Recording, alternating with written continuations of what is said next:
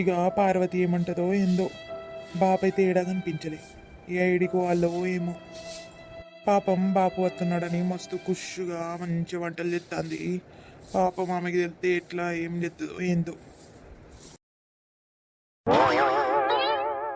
ఎప్పుడొస్తాడు తాత ఎప్పుడొస్తాడు? అత్తాడు టెన్షన్ తీసుకోకు, బాబు పోయిండు కదా తీసుకొస్తాడు. ఎప్పుడు తీసుకొస్తాడు? అవో పొద్దున్న నుంచి పోయిండు బాపు, ఇంకా తీసుకురాలే. ఎప్పుడు తీసుకొస్తాడు? ఆగురా, నాకు కూడా తెలుస్తలే. పొద్దున్న నుంచి పోయిండు ఇంకా రాలేని నాకు కూడా టెన్షన్ వస్తుంది. ఫోన్ కూడా ఎత్తలే నీ బాపు. ఏం చెప్తాడో ఏమో కానీ ఎంతసేపు అవుతుందో రావడానికి. చిరంజీవి, ఓ చిరంజీవి.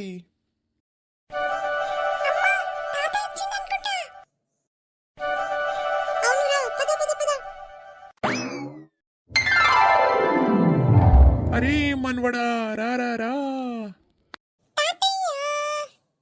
ఆశీర్వాదం ఇయ్యండి బాపు.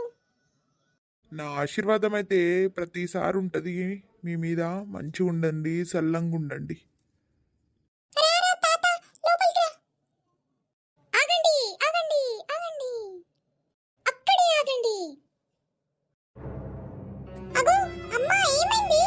ఎందుకు రానియట్లే? తాతని ఎందుకు రానియట్లే? చెప్పు, ఎందుకు పోయినా లోపలికి? తాతయ్య, ఒకవేళ అమ్మ రానియకపోతే అమ్మని ఇంటి నుంచి బయటికి పంపిద్దాం. మనం ఉందాం ఇంట్లో. ఎందుకు ఇట్లా చేస్తాంది? అట్లా అనకరా, అట్లేం లేదు. అట్లా అనద్దు. నేనే బయటికి పోతా, నేనే ఊరికి పోతా. నువ్వు అట్లా అనకు. వెల్కమ్ వెల్కమ్ మామయ్య గారికి, వెల్కమ్ వెల్కమ్ మామయ్య గారికి, వెల్కమ్ మీకు మా నవ్వుల పూరికి. హై నవ్వుల పూరికి, నవ్వుల పూరికి. వెల్కమ్ వెల్కమ్ మామయ్య గారికి, మా ఇంటికి వచ్చినందుకు మీకు స్వాగతం, స్వాగతం. వెల్కమ్ వెల్కమ్ మామయ్య గారికి, వెల్కమ్ వెల్కమ్ మామయ్య గారికి, వెల్కమ్ వెల్కమ్ మామయ్య గారికి. వెల్కము వెల్కము మామయ్య గారికి. మామయ్య గారికి. అగో బాపు, కిందెందుకు కూర్చున్నావే? ఇడ కూర్చోదా, బెడ్ మీద కూర్చో. లేదు లేదు, నిన్న మనవడు దగ్గర కూర్చుంటా, నువ్వు కూర్చో పైన. అగో వయసు అయిందిగా, ఎందుకు కింద కూర్చుంటావు? మోకాలు నొప్పులు వస్తాయి, పైన కూర్చోదా. వయసు నీకైంది అనుకుంటా, నాకు అవ్వలే.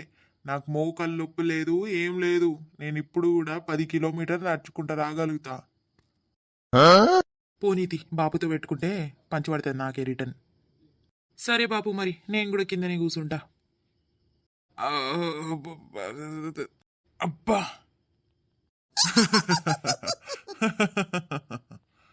ఉండని ఉండని, నీ వల్ల కాదు కానీ నువ్వు బెడ్ మీద కూర్చోపో.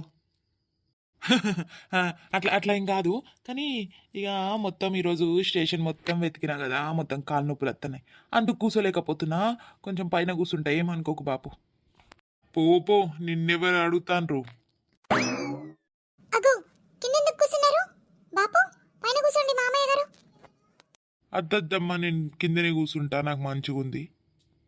సరే సరే, మీరు ఈ బెడ్ మీద పడుకోండి. పెద్ద బెడ్ మీద, చిన్న బెడ్ మీద చింటుగాడు పడుకుంటాడు, కింద ఇక ఈయన పడుకుంటాడు. ఆయనే కిందేడ పడుకుంటాడు కానీ ఆయన ఆడ పడుకోమను. మేమిద్దరం ఈ చిన్న బెడ్ మీద పడుకుంటాం, నేను నా మనవడు. మేమిద్దరం ఒకటే దగ్గర పడుకుంటాం, మత్తు మజత్తది. అందులో ఏం మజారా? అగో తాతయ్య నాకు మస్తు కహానీలు, స్టోరీస్ మంచిగా చెప్తాడు కదా, మస్తు మజత్తది. చెప్తావు కదా తాతయ్య? అవు బరాబర్ చెప్తా. నీకు నచ్చినట్టు కథలు చెప్తా. నీకు ఏదైతే కథలు కావాలో అవన్నీ నా దగ్గర ఉన్నాయి, మస్తున్నాయి. నేను చెప్తా నీకు, రోజు రాత్రి ఒకటి చెప్తా.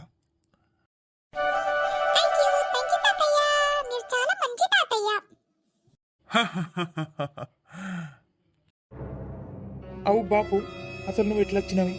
మొత్తం నీ స్టేషన్ వెతికినా, నువ్వు ఏడుండే? అవురా గాడిదా, నేను ఎన్నిటికి వచ్చినా?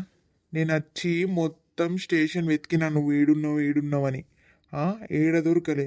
ఆ తర్వాత ఒక అబ్బాయి ఆయనే కూసోబెట్టిండు ఆటోలో కూసోబెట్టి నవ్వులపూర్ అని చెప్తే ఆయనే ఆటో అయిన ఈడ వరకు తీసుకొచ్చిండు ఆ?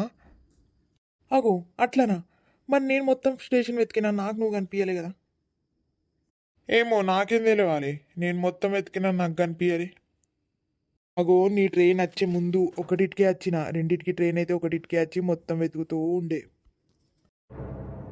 అగో పిసోడా ఒకటిటికా నా ట్రైను ఎవరు చెప్పిండ్రా నీకు నా ట్రైన్ పదిటికి వచ్చి నేను మస్తు వెయిట్ చేసిన ఒకటిటికి వరకు వెయిట్ చేసిన దాని తర్వాత ఒక అబ్బాయి నన్ను కూర్చోబెట్టిండు ఆటోలో ఆ ఆటో అయినా మొత్తం ఊరంతా తిరిగిండు అందరినీ దింపిన తర్వాత ఆఖరికి లాస్ట్కి నాకు దింపిండు అందుకే ఇంత లైట్ అయింది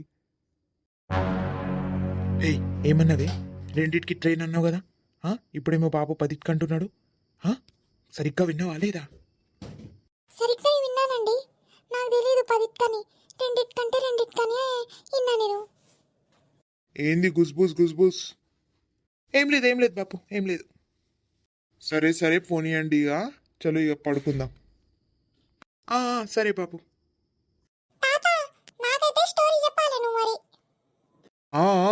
చెప్తా